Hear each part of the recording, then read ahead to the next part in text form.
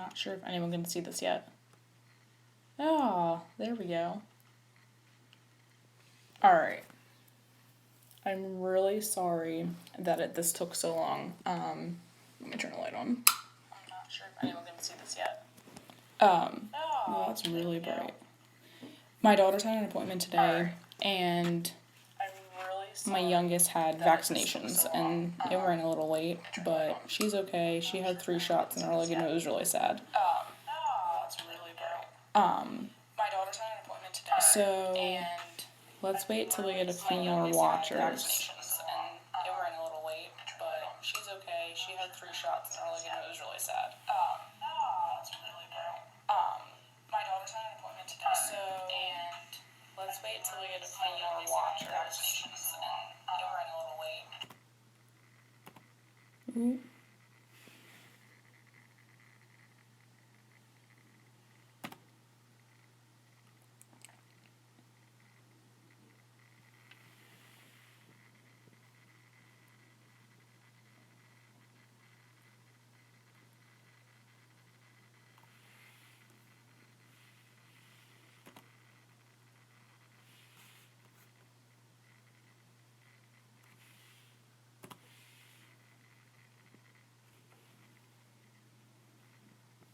Okay, let's see if this works now.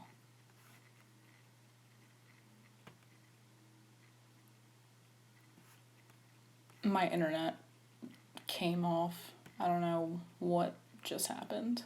And it was echoing in the background. I don't know if anyone can hear the echo. Let's see. Okay. But anyway, yeah, like I was saying, and then we got home, and I went to try to log on, and nothing was working, and I had no idea what I was doing wrong. You have to use, like, an encoder on my phone, since I use my phone, because the webcam, I can't, like, tilt my whole laptop onto, like, the page I'll be working on. So I have to use my phone, so I can put it in my holder. And I was trying everything to get it to connect, and for some reason, nothing was working. It wasn't connecting on my phone to YouTube. It just kept saying something about bandwidth, and that there was an error in connection. So finally got it to work. So let's just wait till we get a few more watchers. I think we only have 2 right now, and then we'll start. I just want to talk about what we're doing. So we're going to do blending, and I know it's been done so much, really. There's so many videos on blending, but I'm going to try to do something a little bit different. People interchange blending and shading, and I've noticed that a lot. So I want to discuss the difference between that before we get started. So shading is when you add black to a color, giving it like a shadow, or you can add it, like, okay, so there's, I'm trying to figure out, like, the best way to, like, explain this. Okay, so you know how there's perfect hues, so it's just, like, the color by itself. When you add black to the whole color, it becomes a shade. When you add gray to a pure color, it becomes a tint. So I'm sure you've seen, I know pan pastels do it this way. They have shades and tint sets, and that's just what it means. It means that there's gray added to the perfect hue, and then there's black added to the perfect hue. So shading isn't blending. Shading is just adding black to either a part of the area or the entire color to give it that shaded blackened effect. Blending is just smoothing out and transitioning colors together to make it seamless, so that you don't see where one color stops and starts.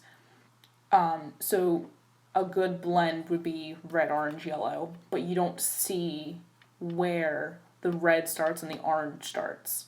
If you kind of, I don't know if I'm explaining that good enough, but that's basically the difference.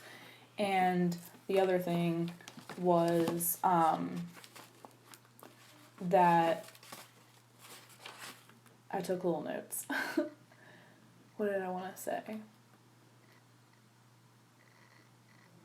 Okay, yeah, and then the other difference that I wanted to talk about was the difference between burnishing and blending. So, burnishing isn't the same thing as like a blender pencil, because there's burnisher pencils and blending pencils, and everyone's always like, well, what's the difference? I don't understand.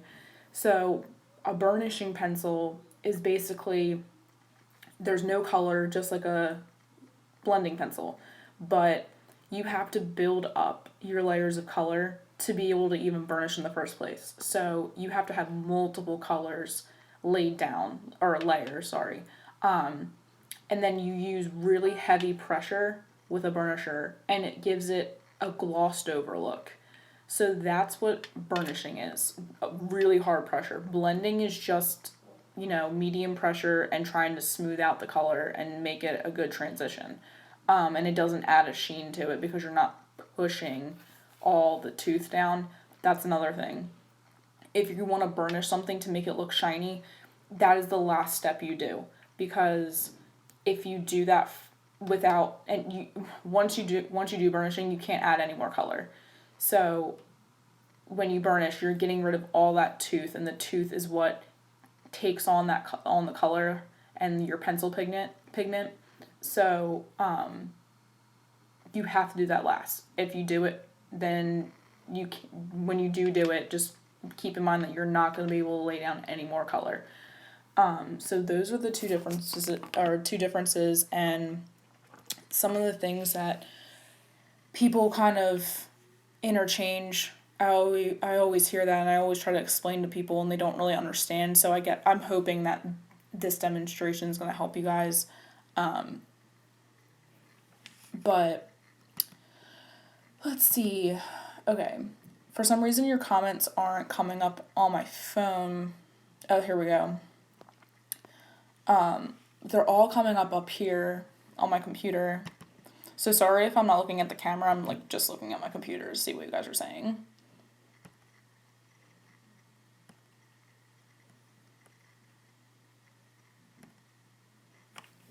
Oh, okay, never mind.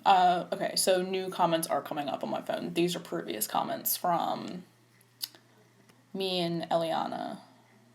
Tina's here. Hi, Tina. We have 6 people watching. I'm trying to at least wait till like 10 people are watching, and then I'll start. I know if you're in the Lost Enchanted Secrets group, I posted a scanned...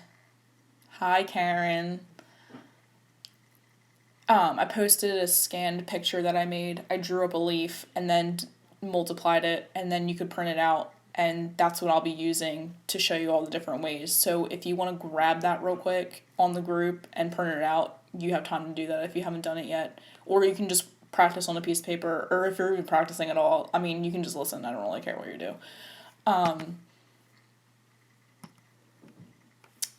But what was I gonna say? Oh, okay. So if you come on to this feed, you can back up to 4 hours. Obviously, this isn't gonna be 4 hours long, but you can go back to see what you've missed, which you haven't missed anything. You just missed me stumbling over my words and rambling on about a bunch of crap.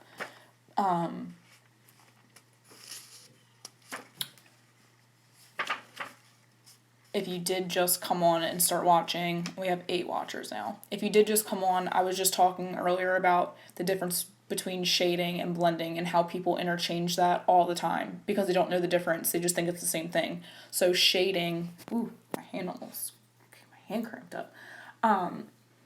Shading is just adding black to an area of your coloring or the whole color to give it a shaded look.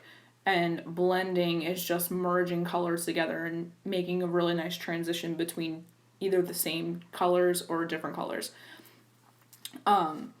It's not the same. So when people say, oh, I want to learn shading, and sometimes they really mean blending, I'm like, okay, well, I can't help you because I don't know what you want to learn. And then when I explain it to them, they finally start to get it, but I feel like this is really going to help people understand the difference between the two. I will have a class, one of the classes, with all the suggestions I got on the group, we can have 6 classes, so like 6 weeks of this going on, and one of them is going to be shading because someone wants to know, a few people actually want to learn how to make something look like it has a shadow, like it's casting a shadow, so it kind of pops off the page. So we're going to have a video on that. And that's when I'll talk about shading. I'll talk about shading in that video, and how you can get different shades by adding black to an entire color and making it look like it's being shadowed by something, or covered, sorry, like it's being covered by something. So if like you have like a leaf kind of coming up off on top of another leaf, that's where you would do that. So it would make it look 3D. Okay, we have 9 people watching. I feel like I should just start. We have Tina, we have Cindy, hi Cindy, we have Karen. I know a lot of people wanted to come on here. I know, let's make sure Kathy's on here.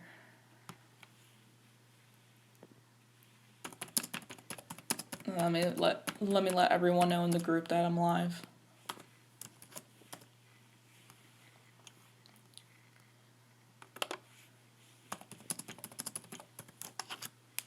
Okay. People on my blog probably have no idea I'm on here right now, but that's okay.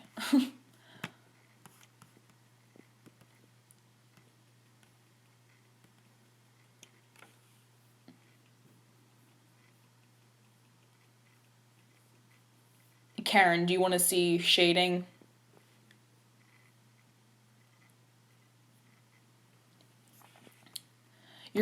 I'm delayed, so sometimes when you comment, it doesn't match up to what I had already said. So sometimes I forget like what I was talking about.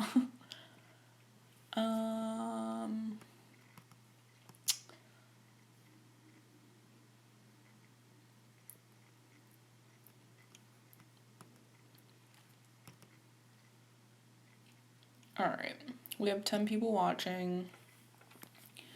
I'm just gonna set up the camera, my phone on the stand, and then we'll kind of get started. I'll go slow so that people who need to backtrack, if you didn't hear me say that before, you can back up the feed up to 4 hours. Obviously, you only have to back it up, I think I've been on here for 14 minutes. So if you don't really have to watch the whole beginning because nothing even happened. So, if you notice that when you come on and that I'm in the middle of the demonstration, you can back it up and you're able to watch it, and then you can change it to live. So I'll just go slow for everyone. Okay, yeah, Karen, that's what I thought. Okay. Yeah, I'm definitely doing that because a lot of people want to learn how to do that, and it's really interesting and it's really easy to do. It's something that took me maybe a few leaves on a page in Enchanted Forest. I kind of practiced on one of those pattern pages, and it took me a little bit, and then I finally got it. So it's really simple. I'll do that. Maybe I'll do that next week. Okay.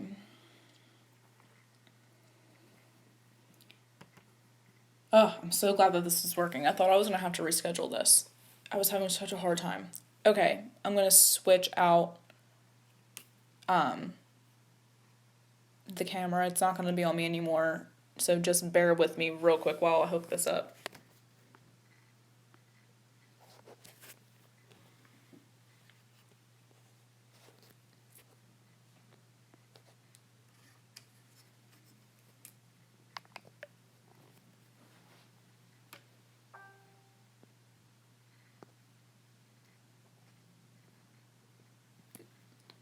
Alright. Hopefully you guys can see this. And still hear me.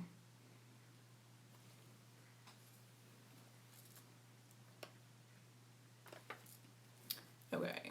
So the delay's not that bad anymore. There's still a delay though. So let's start by bringing out the materials. So you can see where, oops, sorry. I have all the different ways we're doing. So we're going to start with doing one pencil, and then how you can get a blended look just using one pencil. And then we're going to move on to two pencils, and how you can use a lighter version of the same color to kind of almost use it as like a blender and make those white spots go away and make it a smooth color. And then the next one we're going to do is using a white pencil. It's almost like a burnisher, and I'll get to what a white pencil does to the color when we get to that one. It's not the most ideal, but it does work nice. And then I'm going to show you on one side a Derwent blender, on the other side a Prisma blender pencil. I'll tell you right now, I don't like the Derwent blender. I like the Prisma. The Prisma works good. I feel like the Derwents really only work well with their brand, and the same with Prisma. I don't really like using the Prisma without using the Prisma pencil. And for those of you that know, I hate Prisma pencils, but with oil pencils, they're so great at blending just themselves. You don't really need different blending tools to blend them, so they don't blend well with different things. I mean, they only really blend well with Gamsol, but that's another story. To really show you the effect of the different methods, a wax pencil works better. So I am using my Prismas, and then the next one I'm going to show you what burnishing does, and hopefully it shows up on the camera.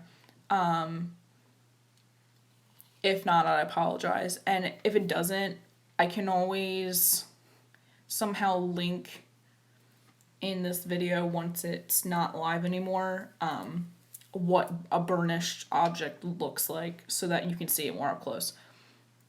And then the next one we're going to do is a Tombow blender marker, and that works best with oil pencils. So that's what I'm going to show you. You can use a Tombow blender marker. It's water-based with a polychromos pencil. And then I'm going to do a Prisma blender marker. Those ones you have to kind of be careful with because they bleed through. They make the pencil pigment bleed through in some books, but it still works good. And then I'm going to do Gamsol and a blending stump for last. And that's my favorite, so that's why I'm doing it last, so I can savor it. Okay, let's see how many people we have watching. Okay, we have 12 people watching. Okay.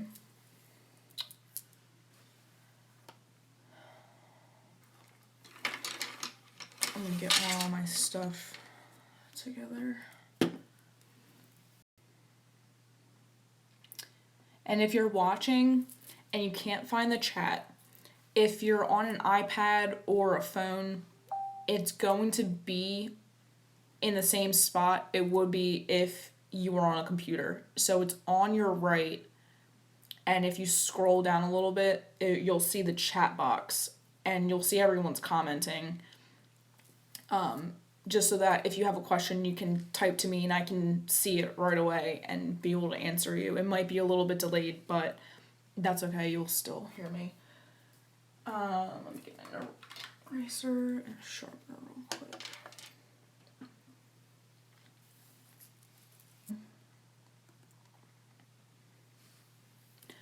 Okay, let's start with the first pencil first. I wish I could see all who's watching. Okay, so I'm going to lay down a little bit of color. And yes, it's blue. These are leaves, but leaves don't have to be green. So I'm just going to do light circular motions.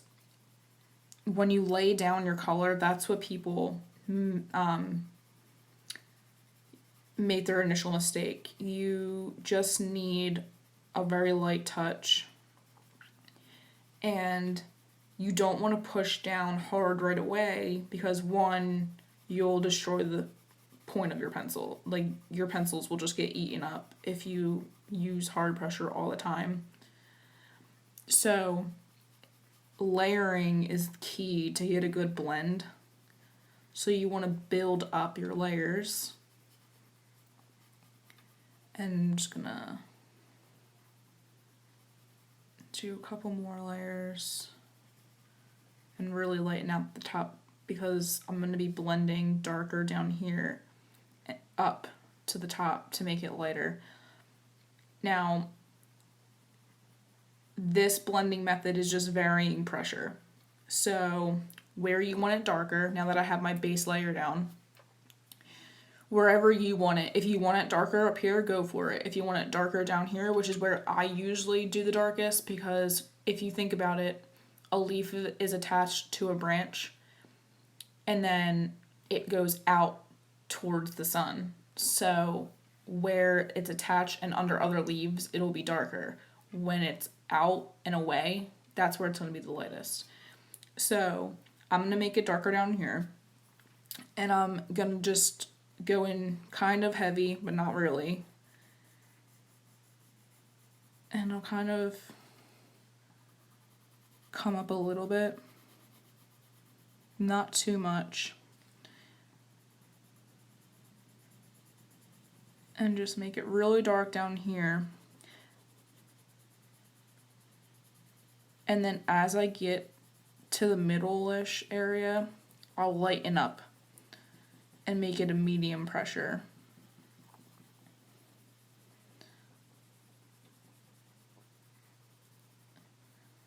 And then barely putting any pressure down once I get to towards the tip. So you can see how you can achieve a blend using one pencil, making it darker in the area that you want it to be darker, and then working your way up, varying your pressure. Heaviest down where you want the shadow, and then working your way up and relieving pressure as you get closer to where you want it to be the lightest area. And you can just keep adding layers, and this helps to get rid of any white space. Prismas and wax pencils just in general are really notorious for that. Really need to learn building up layers to get a smoothed over vibrant color. I'll go a little bit darker down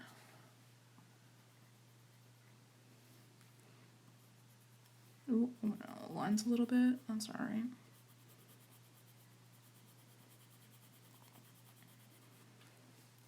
Okay, so that's how you do one pencil. The next one is going to be obviously with the same color. Using two pencils, one a lighter shade of what you're using, kind of like using it as a blender pencil. And now what that will do is it'll kind of mix the colors together, forming a totally new hue. Almost like a brighter version of this hue that I'm putting down. And it gets rid of all of the white spots and like almost blends it out and burnishes it at the same time.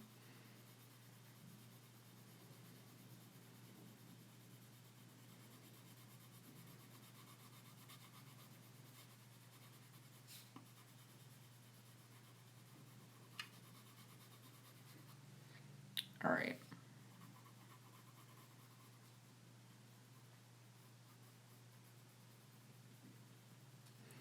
So I'm going to start just like I did in the first one for my transition down here.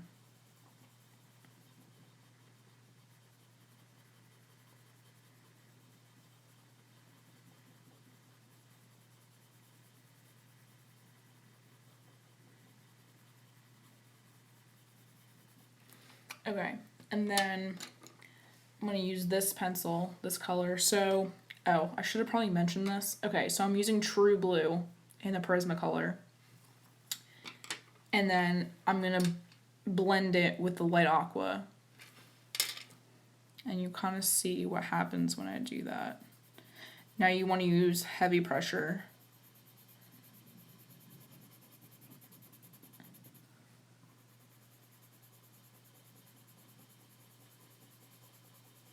And you can kind of see how you're getting a new color,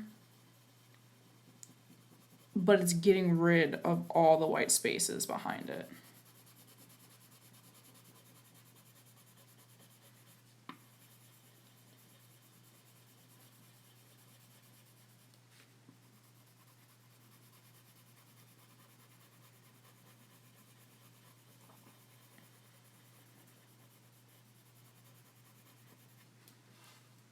So that's how you do that.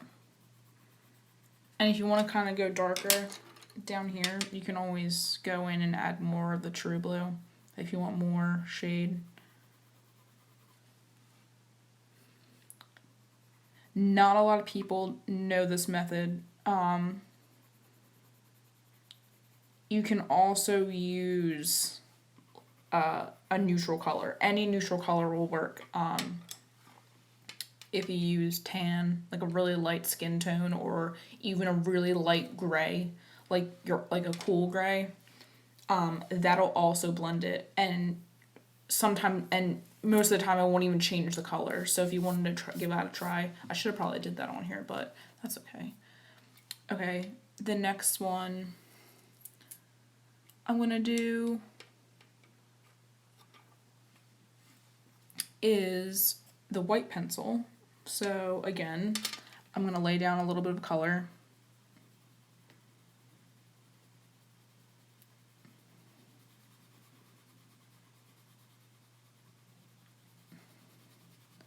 Natasha, I see your comment. What do you mean? Like, so that people can see?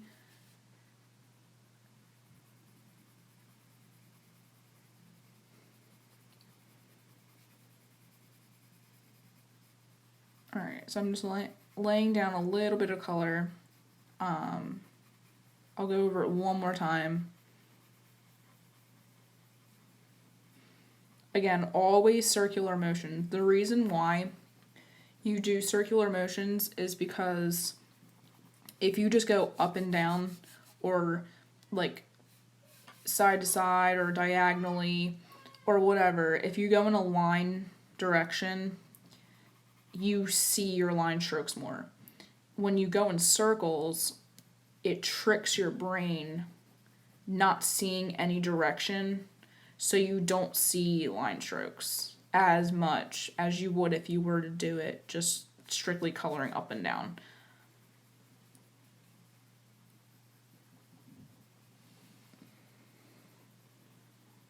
Okay, I went a little darker in there, but that's okay.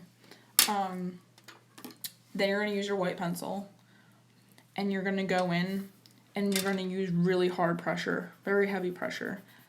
Now what I was saying before with a white pencil is it lightens up the color a little bit, but this gets rid of all the white space left behind on the paper, like you can kind of see through the color to the paper, and really smooths over the color. So this acts almost like a burnisher. This is exactly what burnishers do, except for you don't need a burnishing pencil to do it. You can use it with a white pencil or any neutral color, really. So you can kind of see the difference in the color it made. It kind of made it look like a sky blue. So if you want that kind of look, I think you can kind of, yeah, okay, so see how, I just got to show on the camera. Okay, there you go. See how it's really shiny? And it's shiny on this one too because I burnished on this one with the lighter one. But if you want that sheened over look and you want it to look lighter, definitely use a white pencil. It's a really cool effect. I usually do it on things that are supposed to really reflect light. So where you have that, so okay, I'm trying to think of what I did it on in a book. Okay, so a flower pot. I did this on one of my flower pots in my 2-page spread in Secret Garden. It was a flower pot, and in the middle is where I made my sheen. It went right across the middle, and that's where I used this. I made it lighten up in the very middle, and then burnished it with a white pencil to make it look like light was reflecting off of, like bouncing off of it, and it looked really cool. So yeah, so definitely use this if you want that shiny method in it, especially if you want an area lighter than the rest. If you don't mind it being lighter, you can use a white pencil. Okay, so the next one is using a blending pencil.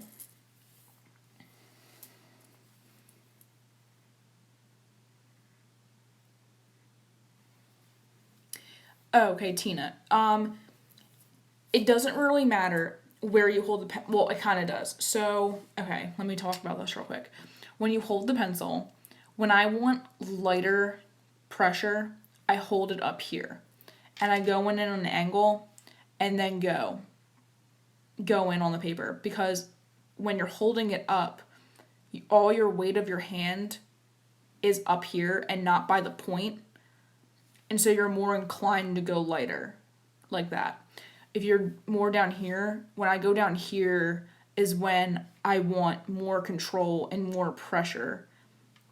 And it's easier to apply more pressure when you're down here than if you're up here. You can't really apply that heavy of a pressure because you're going in on an angle. You would have to like hold it like this to do that, and it's weird. So if you're holding it down here, you have more control and you can go in heavier.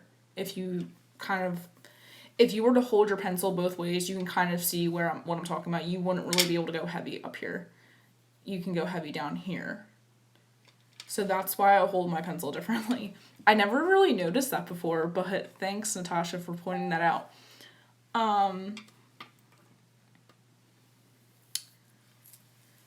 Okay, so back to blending. I'm going to use a blending pencil. Now what I'm going to do is, I'll label it. I'll do this side Derwent, and I'll do this side Prisma.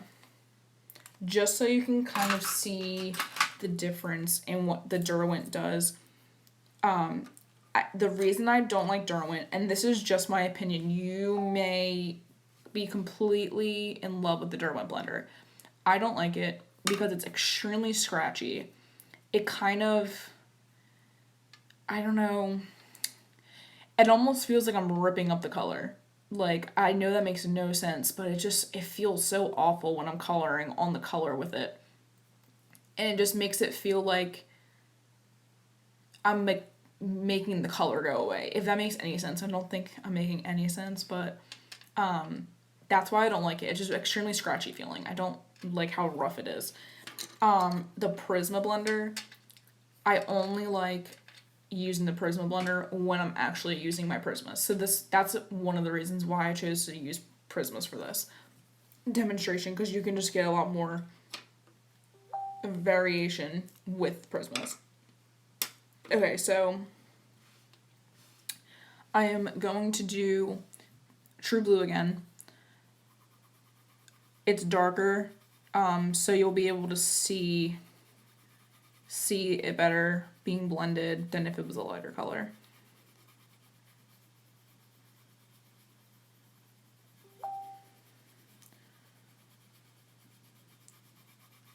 All right.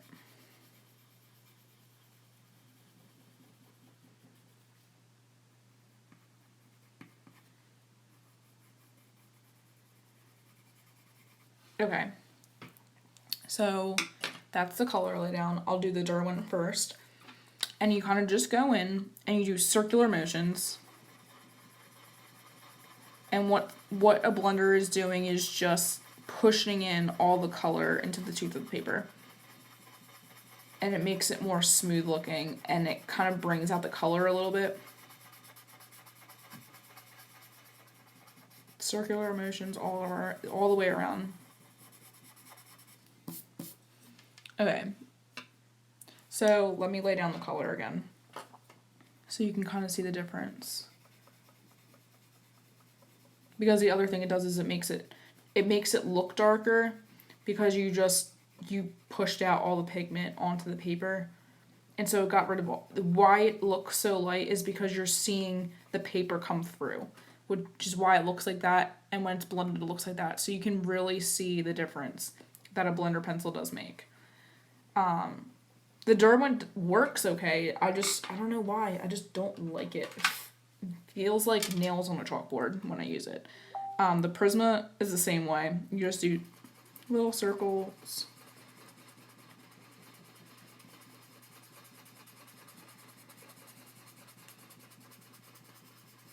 You can kind of see how it's getting rid. So you see the difference up here and then down here. It's pushing all the color into the tooth of the paper.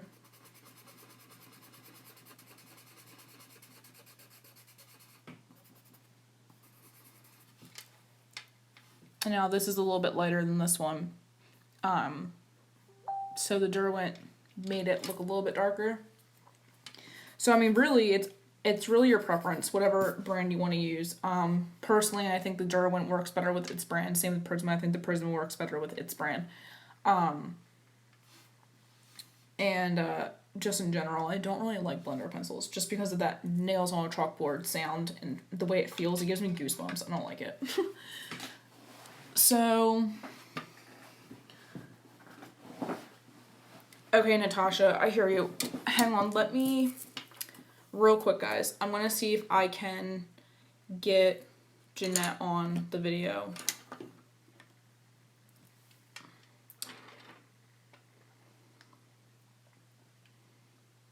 Yes, Kathy, 1 second.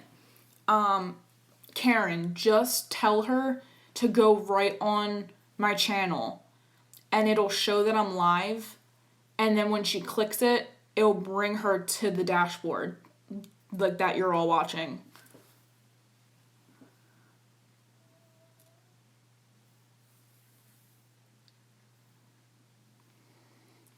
Oh, Tina, it didn't freeze. I'm not moving right now, but like if I go like that, you'll probably see that. It's not frozen, I promise.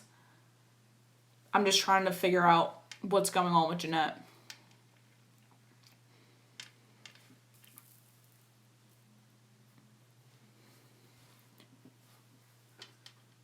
Let's see.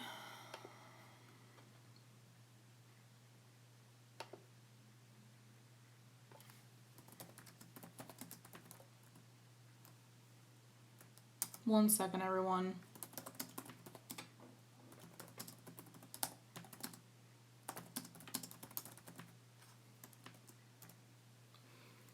It's a sin. She's been waiting to get on here the whole time, and all because I had to delete my event because it wasn't working, and I didn't want people to get confused as to why it wasn't working. So I just deleted it, and Jeanette was like, where did it go? Why isn't it here? And I told her what happened, and then now of course she can't get it to work.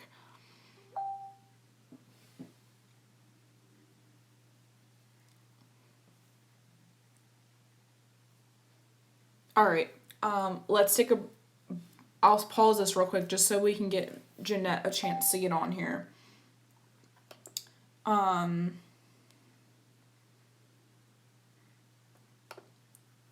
Sorry, hang on. I'm trying to look at something that she sent me.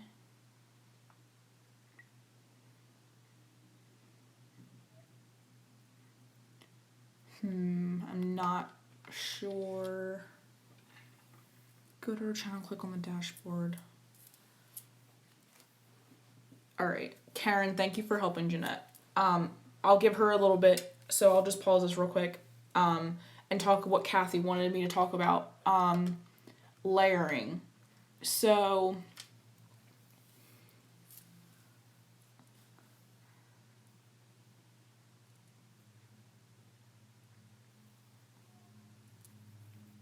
yeah, I know. I'm really sorry, guys. I really confused the crap out of everyone these past few days.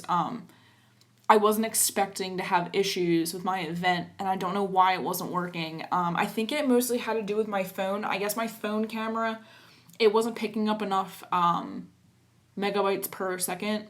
So it was a really low bandwidth, so nothing was connecting. And then all of a sudden it spiked up to like 780 and it started working. So I feel like it was partly to do with my phone. Yes, it's on the YouTube channel, like the actual YouTube channel, and I think there's like a little symbol. I haven't seen it for myself. I can't see what you guys see. But from what I've heard, there's a little, it shows that I'm live, and then you can go to my dashboard and it's showing me streaming. Okay, so back to what Kathy wanted me to talk about, layering. So why layering is important, I'll show you on the back. So when you do one layer, say you were to be coloring something and you just went in one layer.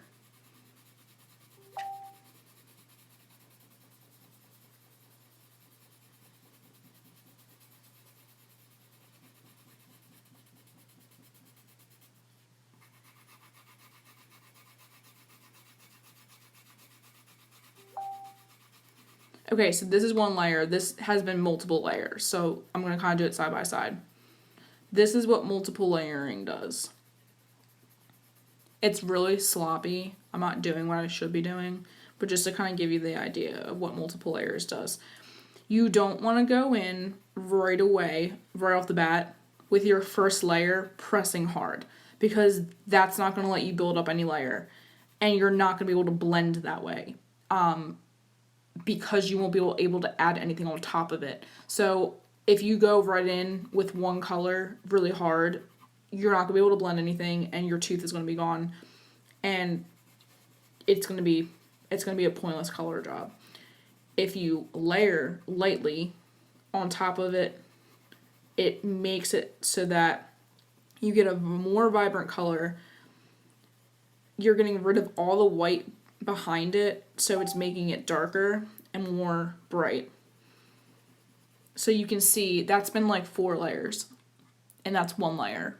So you can kind of see the difference of what layering does. Now, blending this is pointless because you don't have a lot of color built up on top. Blending here would be easier because you have color actually laid down to blend, and especially if you had other colors added into this. So Jeanette made it. Hi, Jeanette. Okay, real quick, I'll show you something. Hang on. Let me grab another color. Oh, Jeanette, you can't see anything? I'm sorry. Okay.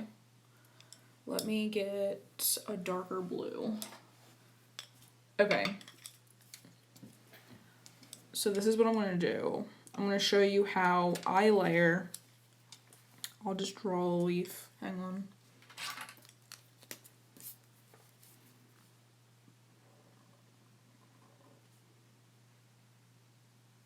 I don't know what I'm doing. Okay, hang on.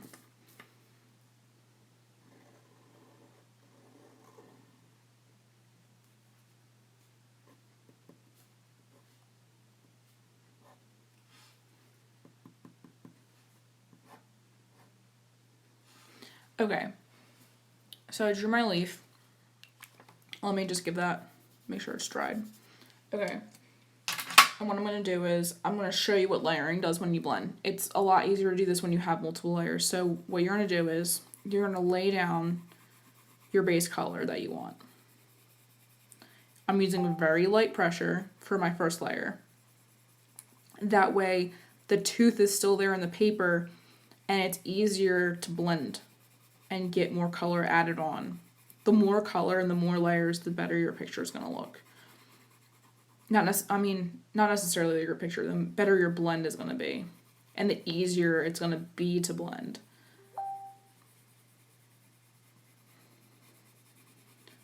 Okay, so I've gone over that maybe a couple times of light layers. My next color, my true blue, that was my light aqua.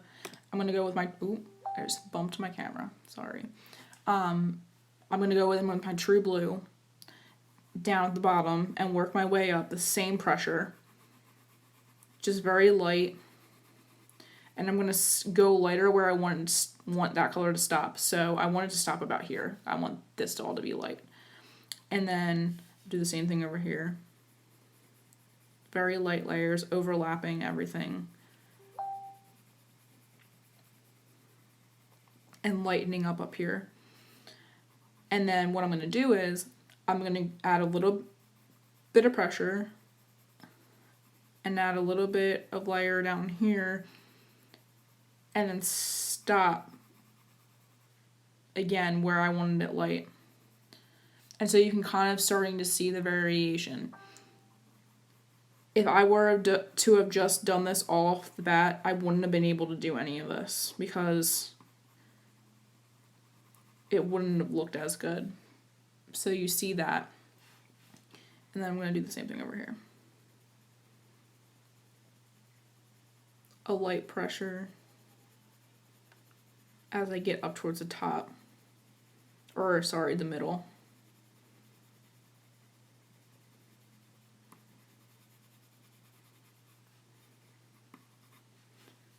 And And then a little bit darker when where I want it dark.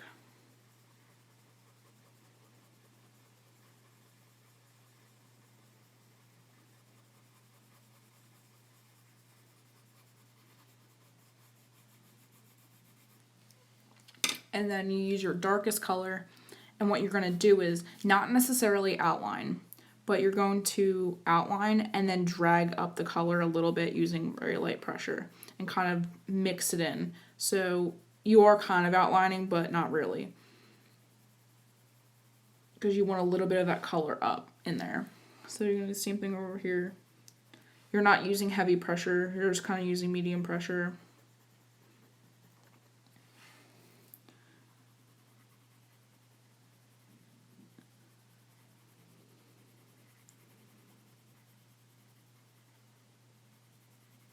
Okay. You can go back to your medium and now blend using a heavier pressure and see how that just morphed everything together. And the same thing over here. Kind of go over top of everything. And then lighten up as you get towards the top. And then your last layer is going to be the color you wanted your lightest to be. And you're going to go over everything. So you're going to go heavy pressure all over to really blend in all the colors.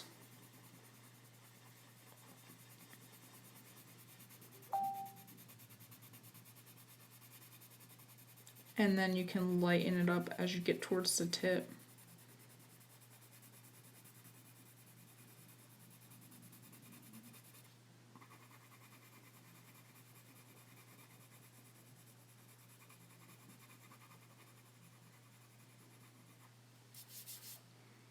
So that, Kathy, is why it's important to layer. Because if you see that, it's not the best, but you can see how there's really no white showing through the paper, and how the blend is seamless. You can't see where everything started and ended, and that's why you need a layer. It takes a little bit longer than normal coloring, but the result is just really worth it.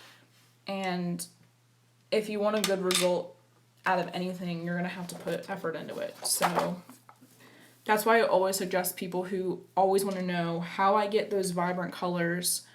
I always have to explain to them that's what I do. I layer. So let me see what y'all are saying real quick because I wasn't looking.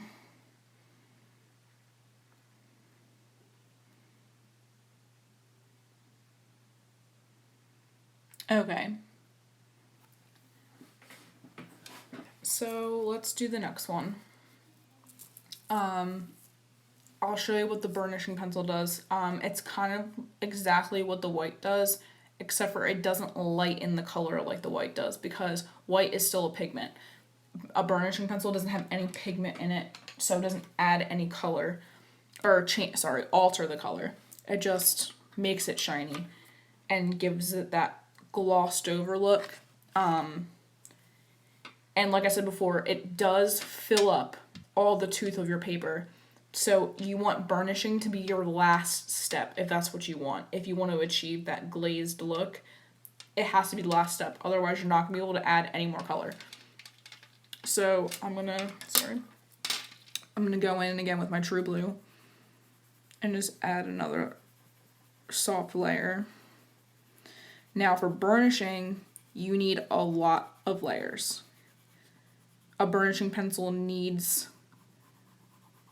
something to burnish. So one layer of color isn't going to work. You're not going to get that glazed over look.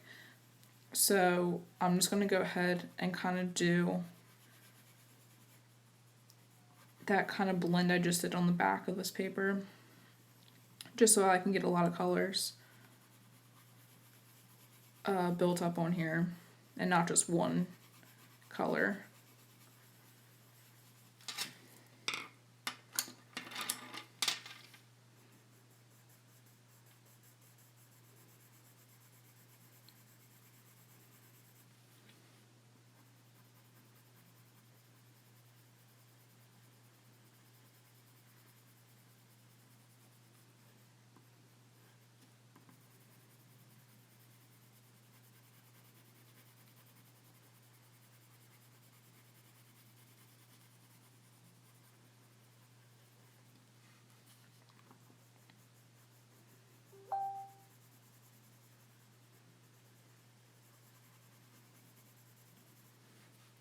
I'm not going to spend a lot of time on trying to build you, like when I tell you you need a lot of layers to burnish properly, you need a lot of color. So it might not work to its full potential, but it should do something. Let me just add a little bit of color. Again, when you're doing this, when you want to burnish, you don't want to push down really heavy. All your layers are going to be very soft, light, pressured layers, because your heavy pressure is going to come from the burnishing. And if you're already basically burnishing with your colored pencils, you're not going to be able to get that effect that you want with a burnishing pencil. So don't push all the tooth down by coloring. Wait for that to be your last step. So that's my blender, not my burnisher. Okay, sorry. Okay, this is the Derwent burnisher. I don't use this very often. When I want to burnish, I use a white pencil. Because I don't mind having that lighter color, and I kind of like the look of the lighter color,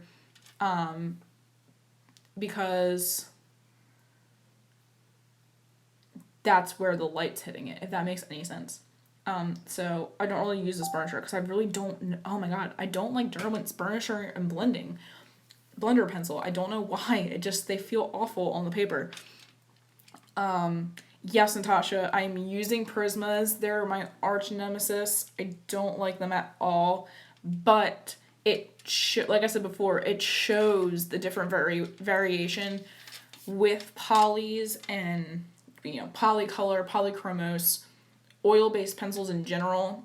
They don't need a burnishing pencil. They don't, not burnisher. They don't need blending pencils. They don't need a blending aid to blend, because the oil base in the pencil is what helps to blend it better, which is why they're so expensive, because you don't need a lot of layering to build up your color and make it vibrant.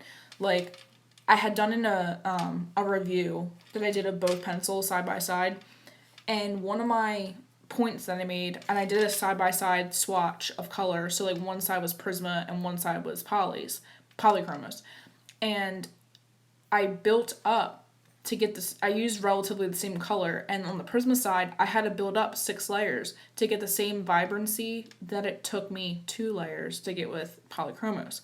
So like that's why I didn't choose to use polychromos in this video, because I wouldn't be able to show you all the different methods. It's more effective using a wax pencil, and Prismas are the higher end, and I'm using that in quotes because I don't think they're a higher end pencil. I think they're awful. But yes, Karen, we all know you love Prismacolor pencils and you're the queen of Prismacolor, and you can make everything look great with Prismacolor. I don't know why I can't use these pencils. I don't know why. I think I've been spoiled by oil. I can't use wax anymore. It just doesn't work. So I laid down my color. Now I'm done rambling. I will show you burnishing. So you're gonna, I don't know if this is, I'm sorry about the shadow. I don't know why there's a shadow there. You're gonna do really heavy pressure. So I wouldn't recommend those. I know a lot of people have chronic pain like arthritis and, lupus and that kind of stuff like that. And, it can kind of affect your joints. So this might not be ideal for someone who has, joint pain. It does put a little bit of a damper on your wrists if you're doing a large scale, you know, image. Like, you don't want to burnish your whole entire picture. Like, that's just not a good idea. It's just not going to look very good. Burnishing is really just like an effect type thing that you want to get on certain things. So this is just for the sake of what burnishing actually is. So really heavy pressure. And I'm going to do it on one side so that you can see what the other side looks like after I'm done.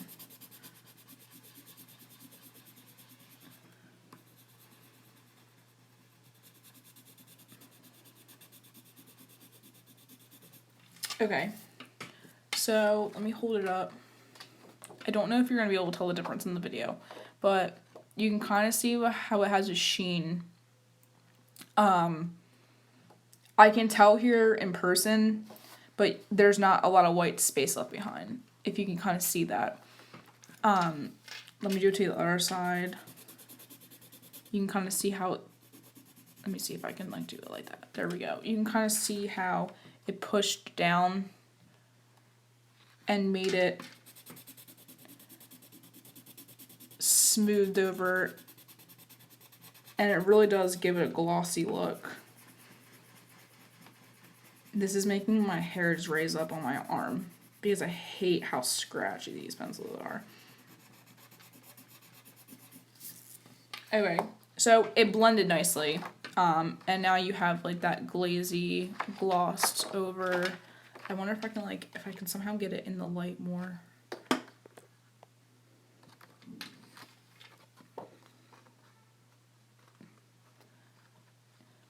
So it's not my favorite way of blending, I'll tell you that right now.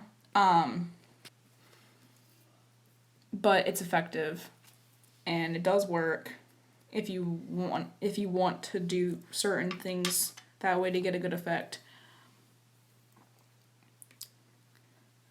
Kathy, no, you can't have too many layers. Obviously the more layers the better. Yes, Karen, that's why I hope that you guys could see it just on the one side if I did the one side. I wasn't sure if you could see it that great or not. You can see it really good here, but I didn't know if the camera would pick it up. But Kathy, yes, you can never have too many layers. Whatever you want to achieve, I would say the average amount of layers that you should probably add, and this is just me from experience, I usually add up to 3 layers of my base color and then build up from there with different colors if I'm blending. So if I want to transition from, red, orange, yellow, your base would start off lighter to dark. So your base color would be your yellow. So I build up my yellow 3 layers. And then I go to my orange and start at the bottom, since that's usually where I shade or blend. Well, yeah, shade, because shading is where you want the darker color.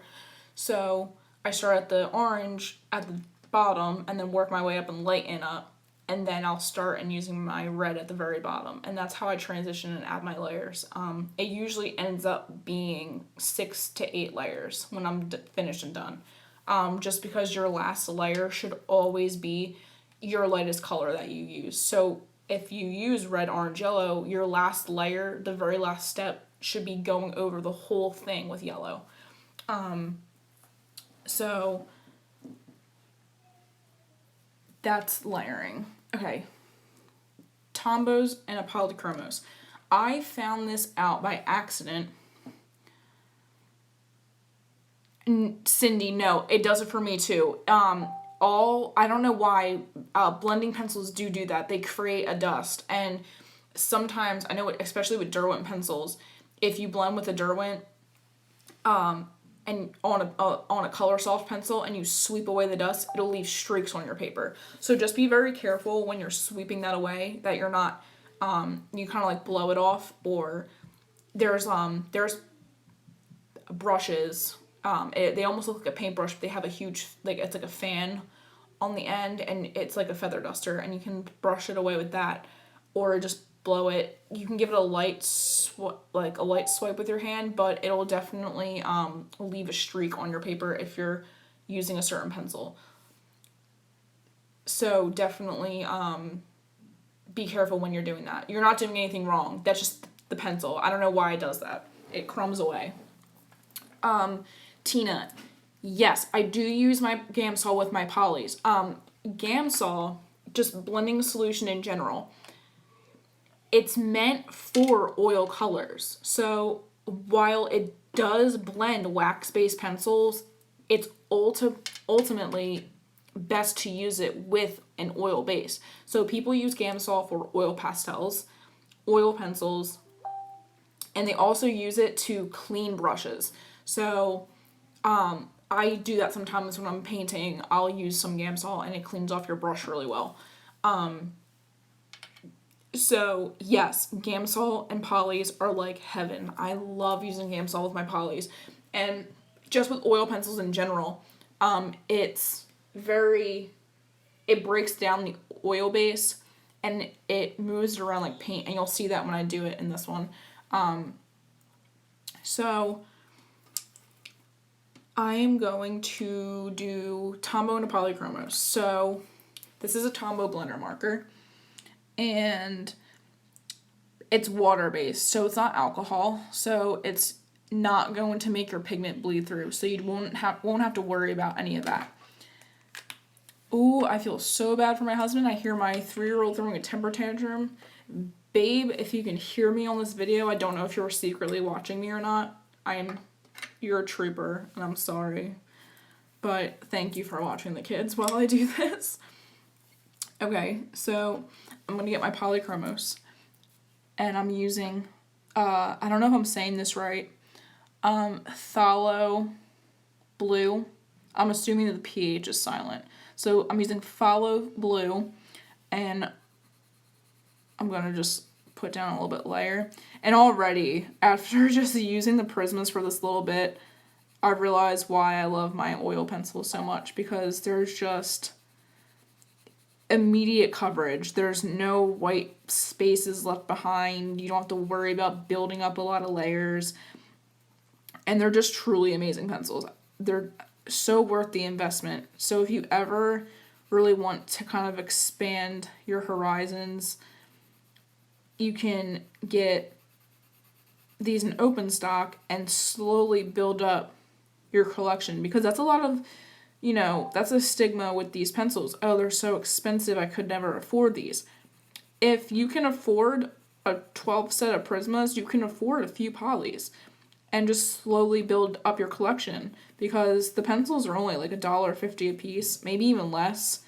I know in the UK, Polychromos, they're like 99 pence. And they're just really worth it. And you can afford it if you want to afford it. You don't have to buy them. No one's breaking anyone's arm to buy them.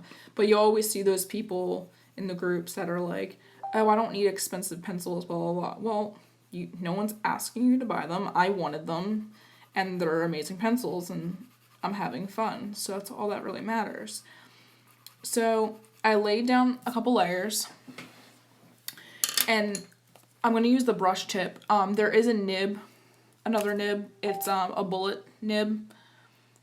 I'm just going to use the brush just because it has more coverage. And you're just going to basically go over the whole thing. And what this does is it just eliminates and gets rid of all the white, and it blends all the color together. Now, the reason why this doesn't work with wax pencils, I'm not really sure. I'm assuming just because the wax isn't, water soluble and oil is. So, I had tested it with the Prisma and it didn't really work too well. So you can kind of see how that blended all together. And it's really good if you don't have, any Gamsol to blend your oil pencils, or if you don't have like a Prisma blender marker, which honestly I wouldn't really recommend it anyway, just because of the possible bleed through. Oh, Tina, sorry, just saw your comment. That's a really good idea. I never thought of using a blush brush. That's a really good tip. I like that. I might use that because I have like 3 in my room. Okay, so the next one we're going to do is I'm going to show you the Prisma blender marker. And basically it has a chisel tip. Now this isn't ideal for, oh god, I can already smell the alcohol. Ugh, this is why I hate alcohol pens. This isn't the most ideal nib for small spaces, so I wouldn't go with that one. I would use the bullet nib. Now, they do stain. It looks a little bit dirty, but it's clear. You just kind of wipe it to make sure that nothing comes off of it. Let me lay down my color.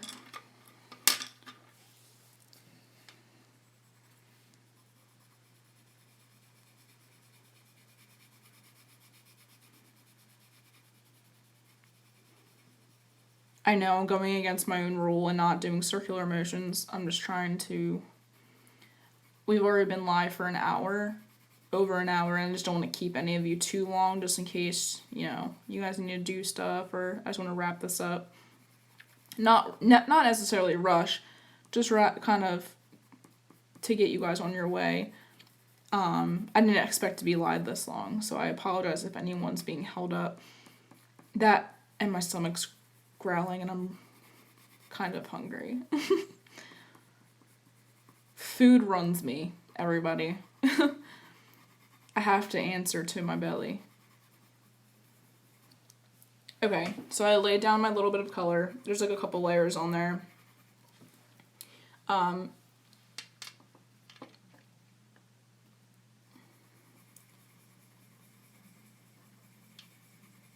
Okay, that's good. Alright, now I'm going to use the bullet nib. And same thing over here, I'm just going to go over the entire color. And I'm going to do one side again just so you can kind of see the difference. So you can already see what it's doing. It's the alcohol basically just breaks down the color and makes an even blend and gets rid of all the white. Most of it, honestly. It doesn't get rid of all of it, but you can see the huge difference. And you can go in again and layer over it to get a more vibrant color. And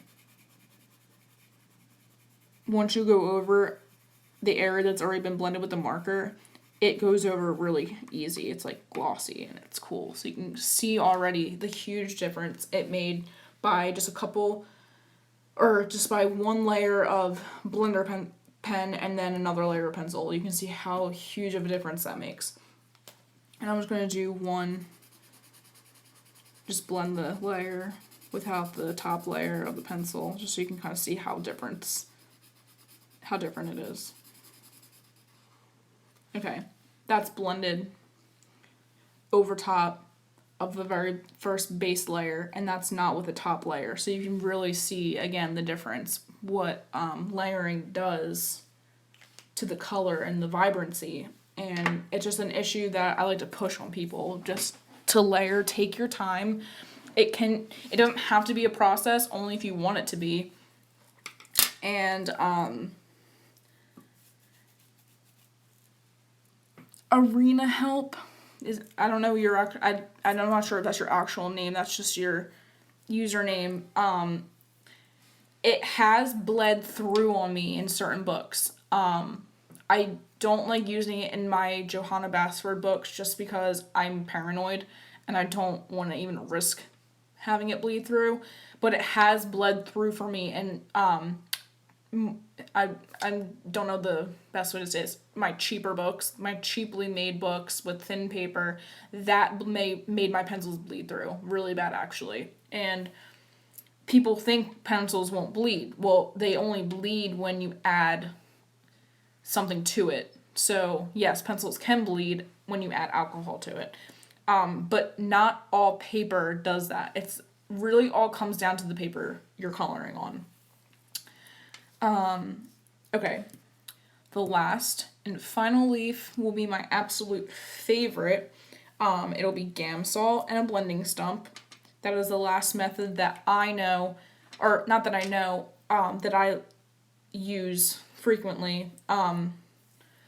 There are other blending methods like baby oil and Vaseline, But the thing with that is, baby oil is greasy. I hate that feeling. That's just a personal preference. I've seen amazing results with baby oil, but I wouldn't recommend doing that in double-sided pages because some of the residue can come off onto the opposite image, which is the same reason why I don't like Vaseline. I actually watched a video on using Vaseline, and the lady took a piece of paper towel and kind of dabbed it off, and all the pigment came up off the paper towel.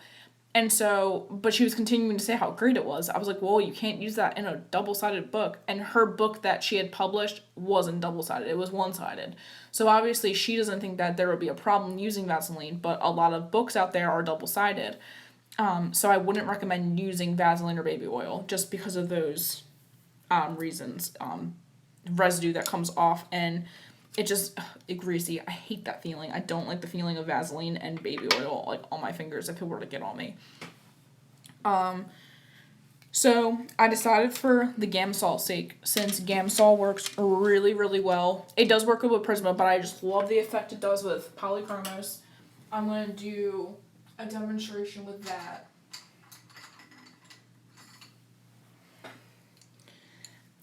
I'm using Helio Blue Reddish and the Phthalo Blue. And the Phthalo Blue is going to be my laydown color.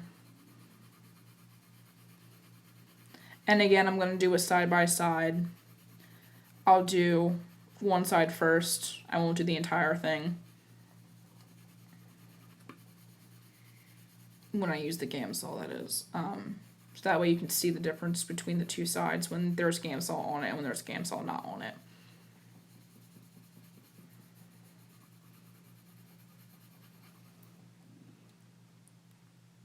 Oh, okay. Hi, Pam. I hope I answered your question okay. Oh, okay, Jenny.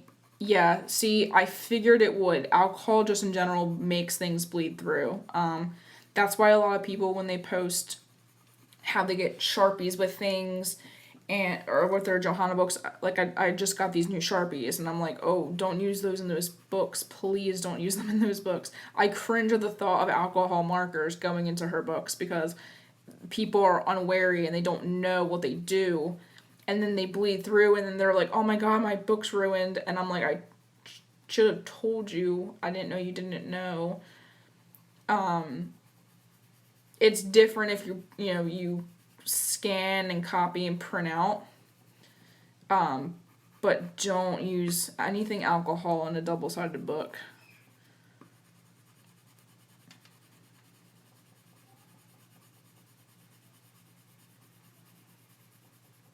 Okay, so basically I'm just laying down a few layers. Just so that the Gamsol has something to work with. Again, it's the same thing like burnishing. If there's not enough color laid down, the Gamsol won't have anything to really, there won't be anything for it to break down. Because that's what Gamsol does. It breaks down the pigment, and then it makes it movable, like paint, almost. And it's really cool. Let me kind of get a better transition going. Because I kind of haven't been paying attention. But, like, it's just, oh my god. I love using polychromos. Oh my goodness. It just makes it so much easier to blend. Okay. Let me just make it a bit darker down here.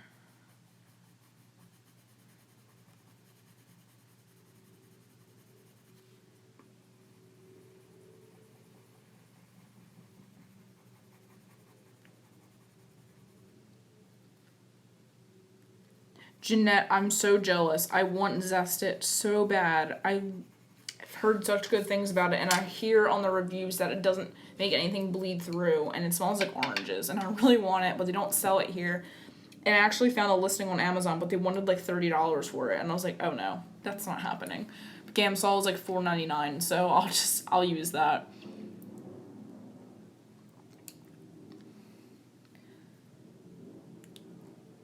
Okay, Tina already answered you, Natasha, but yes, Gamsol is odorless mineral spirits.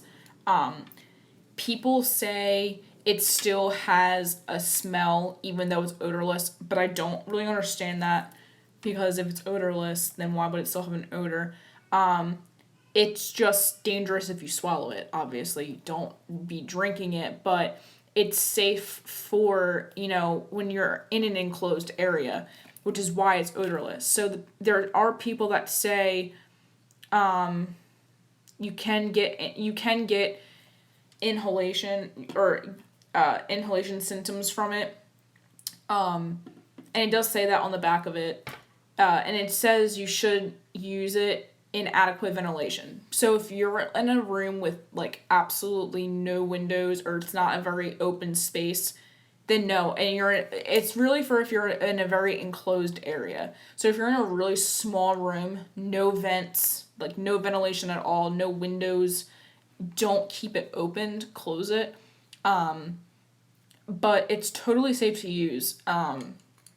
And as long as you're in a very open room, like I used to keep it open all the time when I was working with it, and I was in a very open floor plan in my old house, and it didn't bother me. I don't even smell it when I directly smell it.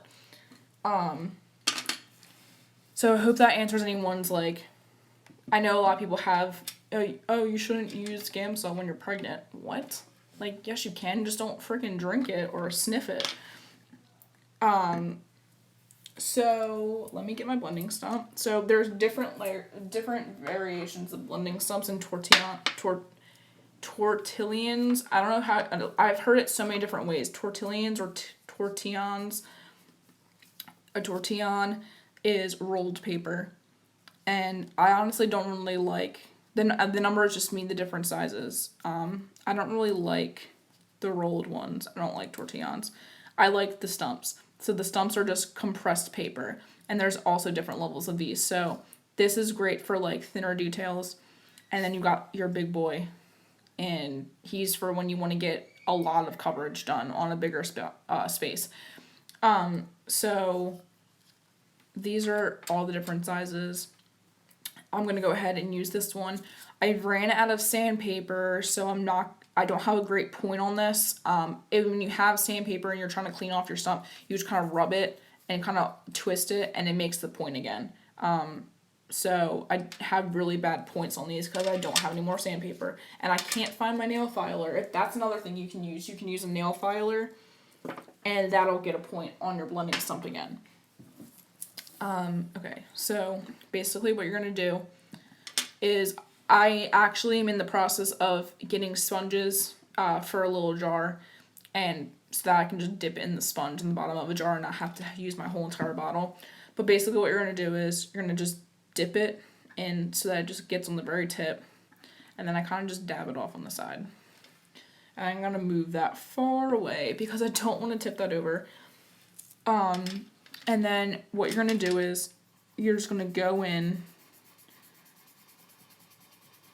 lightly, or not lightly, just gently and circular strokes. And I'm going to add a little bit more.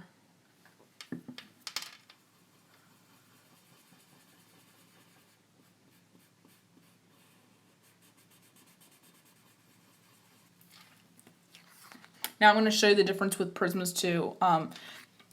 I like using Gamsol with polychromos. You just don't really need to use it with polychromos just because of how good they blend already on their own. So because Prismas, in my opinion, so you can really see how that just blended like really good.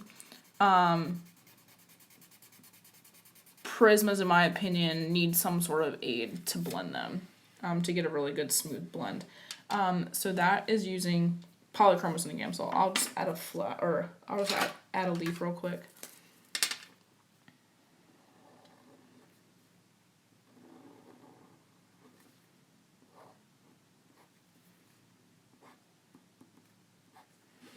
Okay. I'm gonna let that dry real quick. And I'll show you my Prisma. Yes, the pot and sponge. That's what I've been trying to look for around here. I can't really find it. Karen, you use a makeup sponge? I might do that then because I have a ton of makeup sponges. Because I definitely need one of those. Because it's just so much more convenient to just dip it in the sponge. That way you're not getting too much on your blending stump.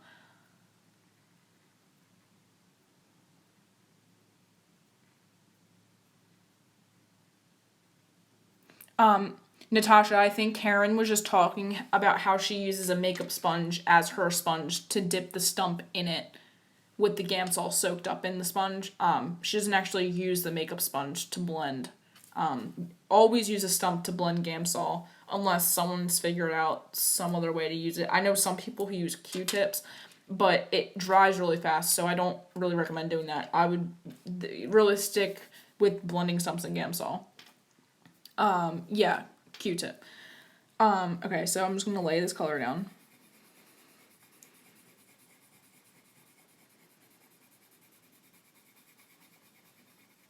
Sorry that this looks so sloppy. My husband's downstairs, but I can almost feel him looking at the time and thinking, this woman has been up there for over an hour. Actually, way more than that, because I spent almost an hour trying to figure out the video to work. I accidentally started going darker at the tip, so I'm just going to show you it that way. I'm kind of going backwards. It's against everything I know. I never go dark at the tip. Sometimes, I guess. Okay, let me get, where's my darker Prisma?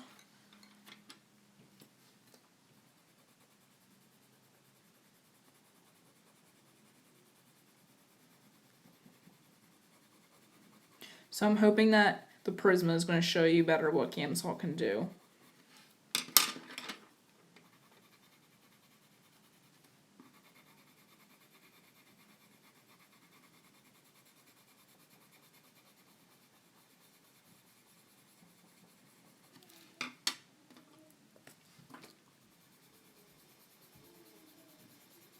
I really did this blending ass backwards.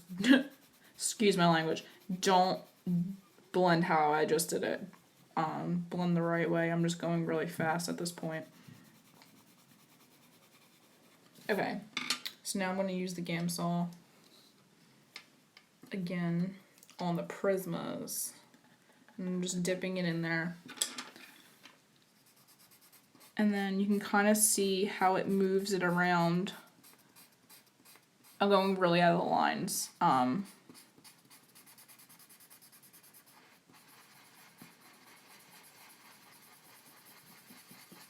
It works really good on the Prisma. So you can kind of see how there's no more white spot left, or white spaces left.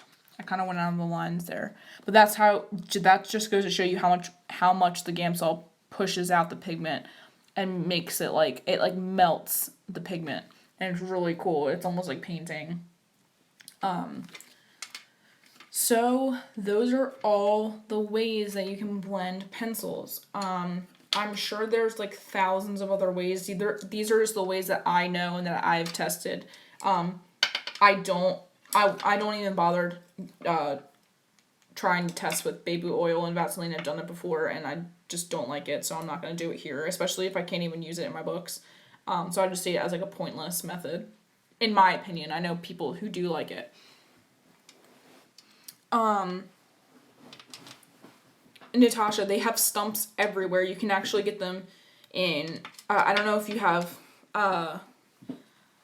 or Natasha, are you in Australia? I think that's what you said before. I could be totally wrong. I thought I read that. But I know a lot of art shops have them, and I don't know if you guys have Walmart anywhere but the U.S. and Canada, but Walmart has blending stumps. That's where I get mine because it's the cheapest. And then Amazon obviously sells everything. They have blending stump sets. They do like a blending stump and tortillon set. So yeah, that's basically all there is to this blending thing. I hope some of you learned a few things. Let me go back to showing my face so that I can like connect with you guys again. Okay, there we go. The light's really bright. It's really dark here already. It gets dark here at like 4 o'clock. okay, South Africa. I'm sorry. I thought I read Australia. I think I read someone was in Australia. But yeah, so definitely I would look at some art shops if you have any. They'll definitely have the stumps for you.